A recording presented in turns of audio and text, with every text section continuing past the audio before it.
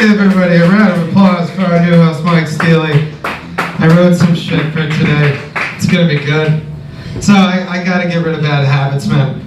I started a new relationship, so I gotta get rid of bad habits. My girl is here tonight. Give her a round of applause. She lets me do this, and I talk shit about her, first of all. Love you. Pretext that before I get hit later in the face. If asses had equated to political power, she would be in the executive office. Okay, I love you, honey. I had to throw that out there. But I gotta get rid of bad habits, you know? I'm not used to being in a relationship. You know, she's always wondering why I'm leaving $200 on the dresser every morning. She takes it with a smile, though, like, oh, fuck it, he's leaving it, you know? Bad habits, you can't be doing that shit. I'm 32 years old. I've been an epic failure for roughly about 29 and a half of them. And I thank all of you people in this room for that knowledge right now. Yeah, every one of you looking at me like a shit-eating grin. Fucking Wednesdays. Oh, man. Yeah, so I can't really be as much of a degenerate as I used to be because I am dating a woman now, which is really tough for me because it's natural for me to go in the opposite direction on that one. You know, like, don't do coke during the week, please. Like, can you? But I can't be a complete degenerate, so marijuana sales have tripled in the past 2 weeks in Albany just because of me exclusively having to deal with this shit. Fucking over and over again. I was on the wagon for a while. I didn't drink, I didn't do drugs. I fucked that shit. This is much more entertaining than any other time. But instead of getting off the wagon, I took out some spikes, took the fucking wheels out, and I preferably kicked that like IKEA-looking piece of shit. Just gonna get the fuck out of here. It's horrible. Being sober is fucking, it's like Misery updated. It's like,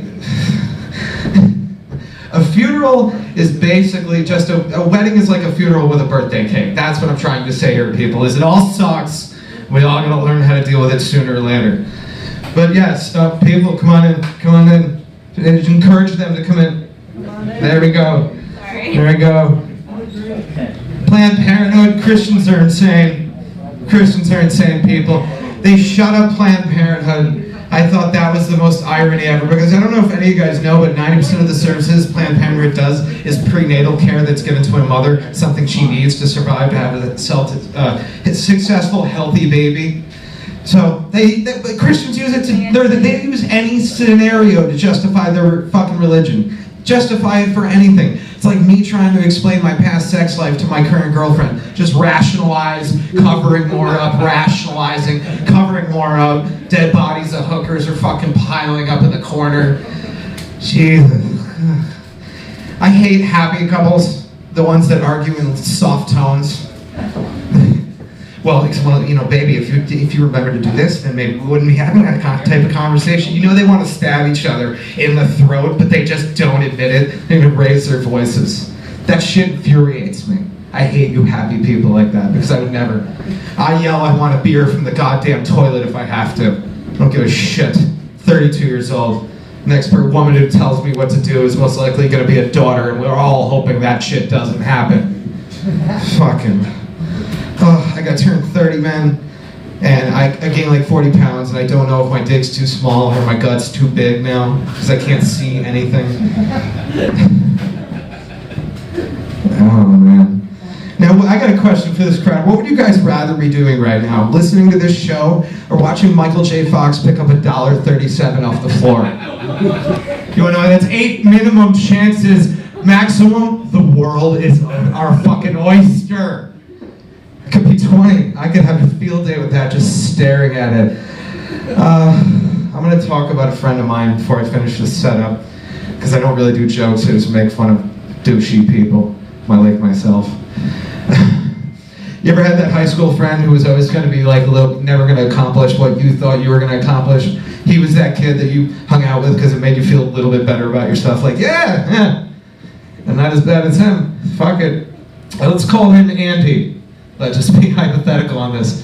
And now, after 29 years later, it's actually the opposite scenario. Me, still epic failure, part-time at a radio station, run open mics, get a hobby, dude, like something, do some drugs, be excited.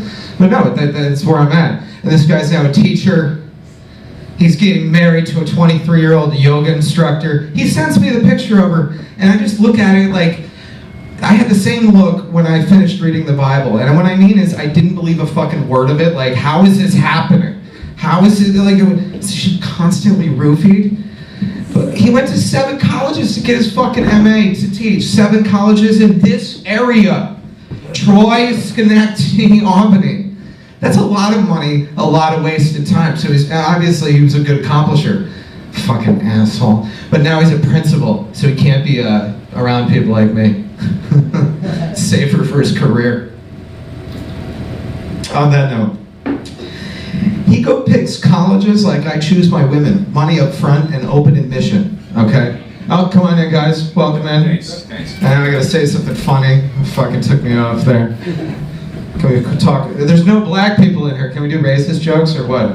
You guys want to do it a little bit? Let's finish this with a racist joke then. You don't count. I can't even see him though with the light though. Is he there? I'm gonna get the shit kicked out of me in the park. I am so disturbingly upset at the comfort level that white people have saying the N-word. Take that in. Take that in. You see it nowadays? White people, I don't say the N-word, fuck that. I don't say it to anybody. It takes years of time and learning, okay? Back in the day, to be able to say that, you had to have 5 black friends fill out like 10 to 15 pages worth of paperwork, submit it to the state.